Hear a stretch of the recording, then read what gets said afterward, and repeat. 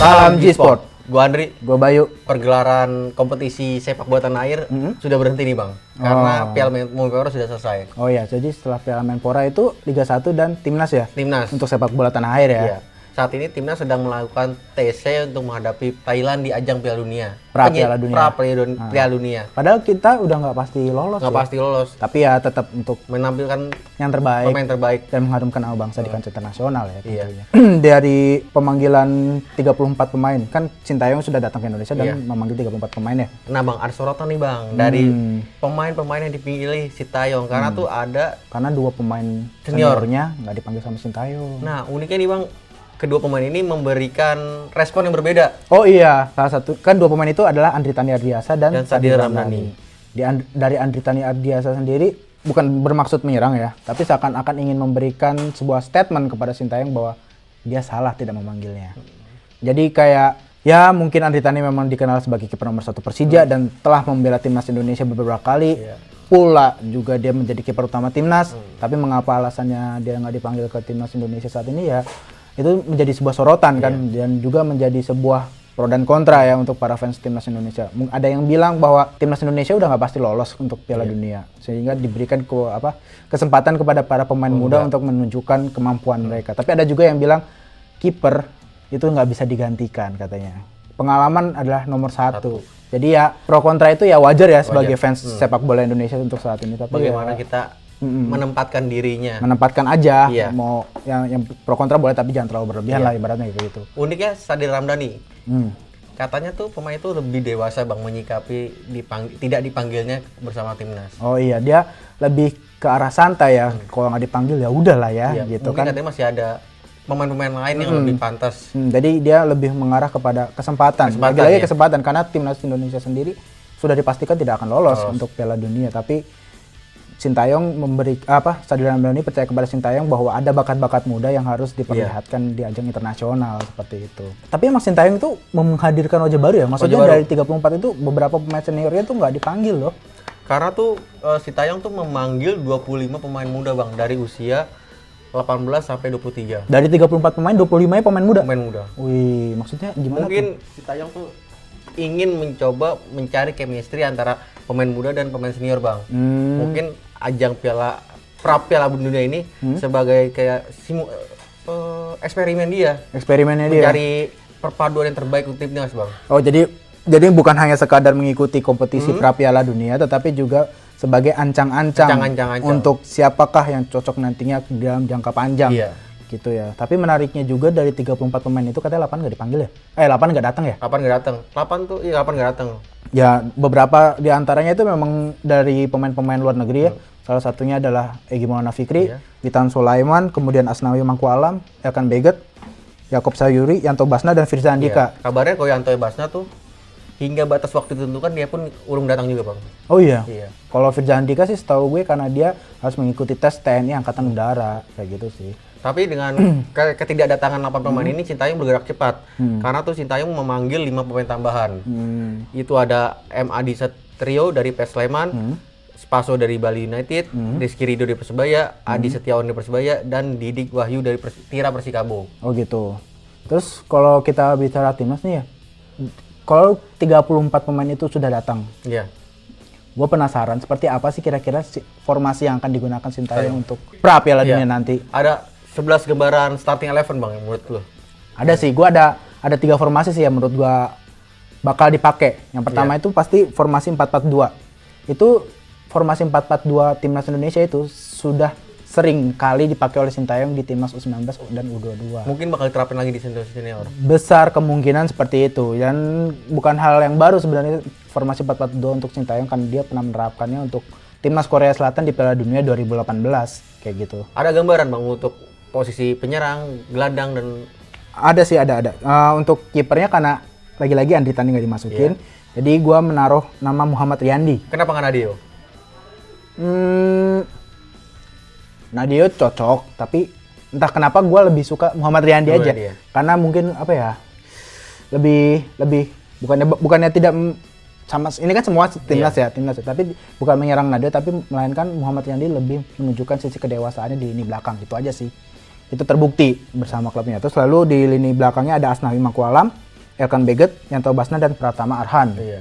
Terus di lini tengah jangan lupa sama Yakob Sayuri, Evan Dimas, Mark Klok, dan Adam Alis. Ada Malif. Nah, untuk lini depannya tentu saja ada si Kusheda Haryudo dan M. Rafli. Tapi itu formasi gue ya. Kalau gue dari formasi lu tuh, gue tertarik duet di lini tengah bang.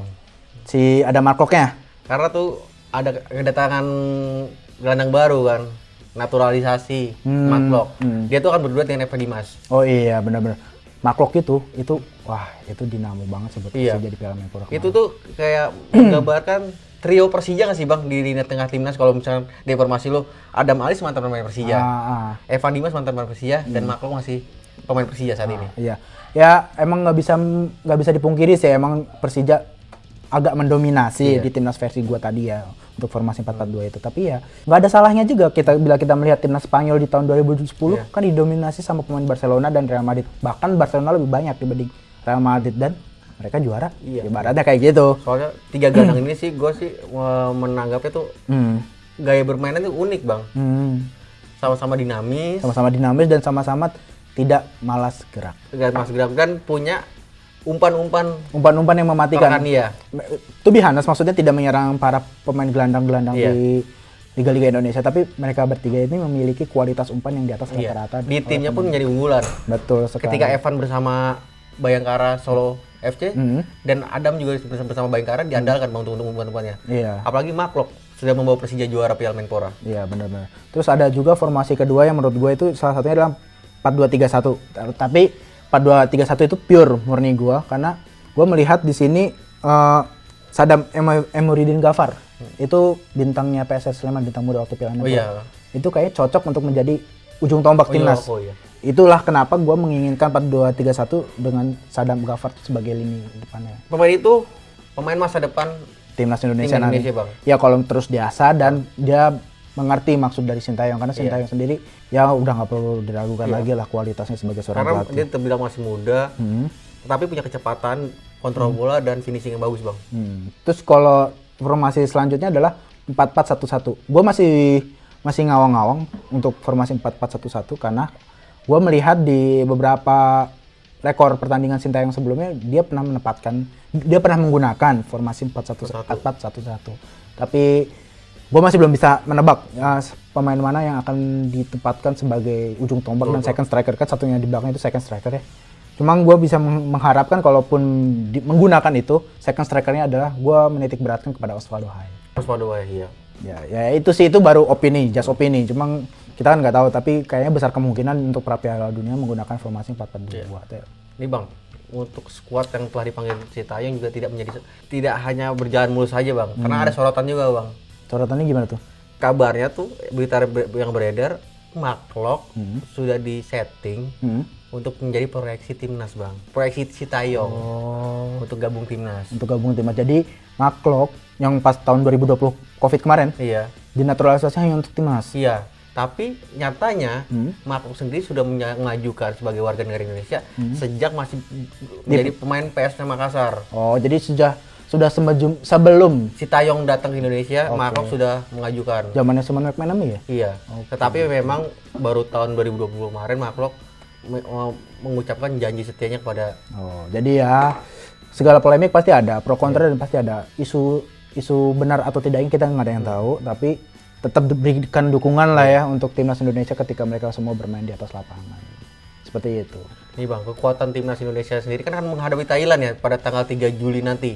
3 Juni? 3 Juni. Ada sorotan juga nih bang, dengan skuad yang telah dipilih Sintayong untuk menghadapi Thailand di 3 Juni nanti bang. Kabarnya tuh ada satu pemain timnas Thailand di keturunan Spanyol bernama Esnerto Amantegue Pumipa. Waduh, kenapa tuh dia? Dia tuh berambisi menghancurkan Indonesia bang.